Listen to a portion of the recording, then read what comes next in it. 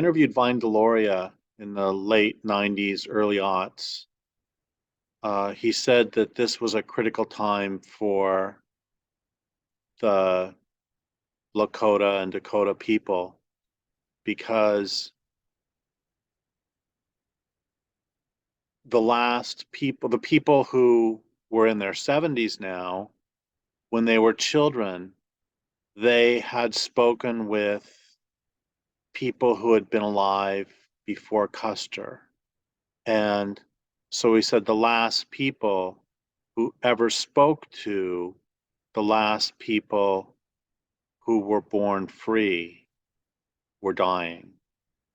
And it was the last of that initial connection. And, my mom was born in 1932 and she died in 2018. And, I'm, there are many, many things I miss talking with her about, and I miss, um, I just miss her.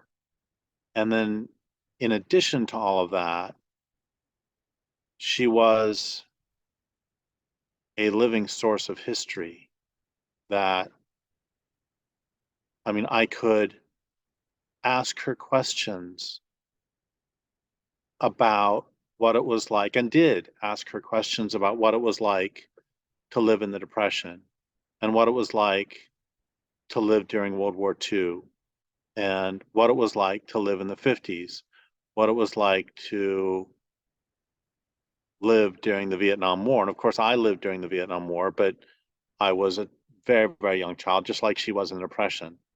And we,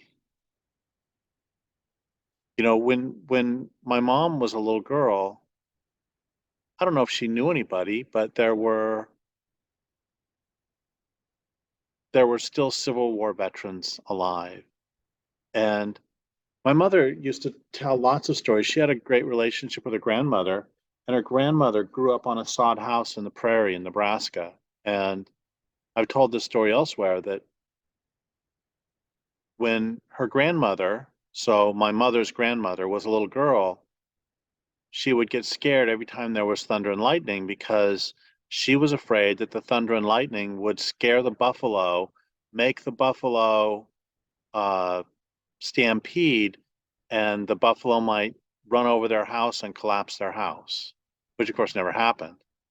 But my mother spoke with someone who was alive when there were big enough herds of buffalo on the plains of Nebraska to be worried about them stampeding your house.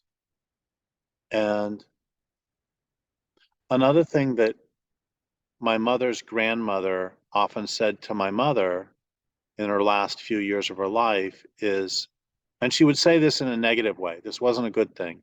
She would said she would say, more has changed in the last 5 years of my life than all the rest of my life put together. And I see that acceleration all the time. And especially as someone who cares about life on the planet, I see it all the time. And I sometimes, when I see a picture from the 19th century, there's a famous picture of some Civil War, some Confederate prisoners captured by the North at the Battle of Gettysburg.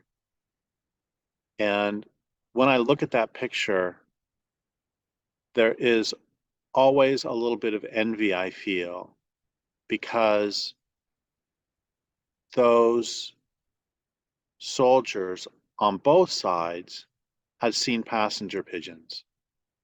And they had seen passenger pigeons in flocks so large they darkened the sky for days at a time. And they were driven extinct by what, 1912? Last major flock was 1880s, 1890s. And I think about,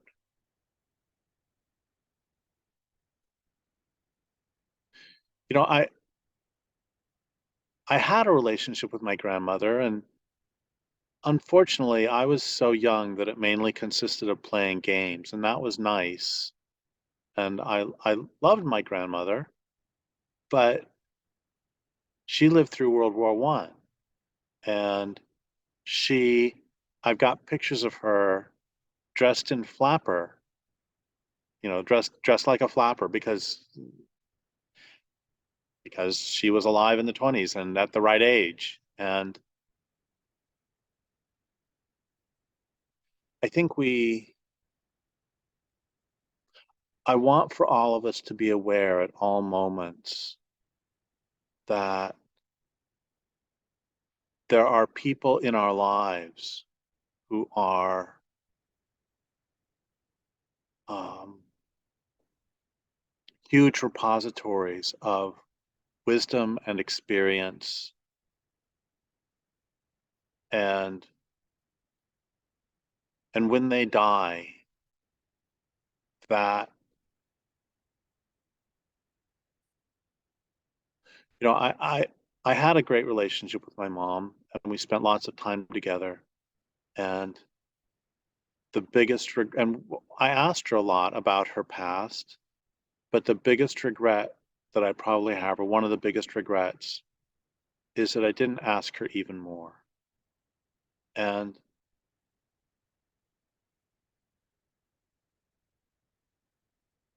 I think, to come back to Vine Deloria, there is, we are always living at a critical time that, now the last people are alive in the Pacific Northwest who saw the huge runs of salmon. And I think we need to be, I think we need to strengthen ties between generations and to remember that through all of human history until very recently, children and youths were in close connection with elders. And that that loss is felt on every level, not merely the stories they can tell,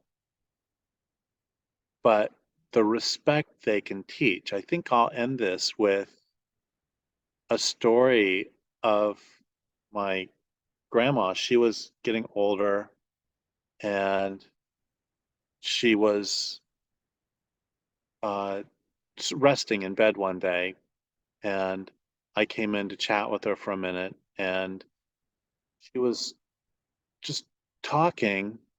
And then, as we all do, and as I'm doing increasingly as I get older, she paused for a long time to search for the word. And I think I was 17 or 18. And I said, "So," to sort of prompt her to continue to speak. And she took "so" not as "so what comes next," but instead like "so what?" And she said to me, "Don't you sew me, young man, or I'll tan your hide." And I mean, I'm 18 years old, and my mother or my grandmother never struck me. This is not That's not the issue here. The issue here is that, and the good thing is, she was giving me a lesson in respect. And that's another part of something that's missing, is if you don't have elders in your life, then there is a certain form of respect you also don't learn.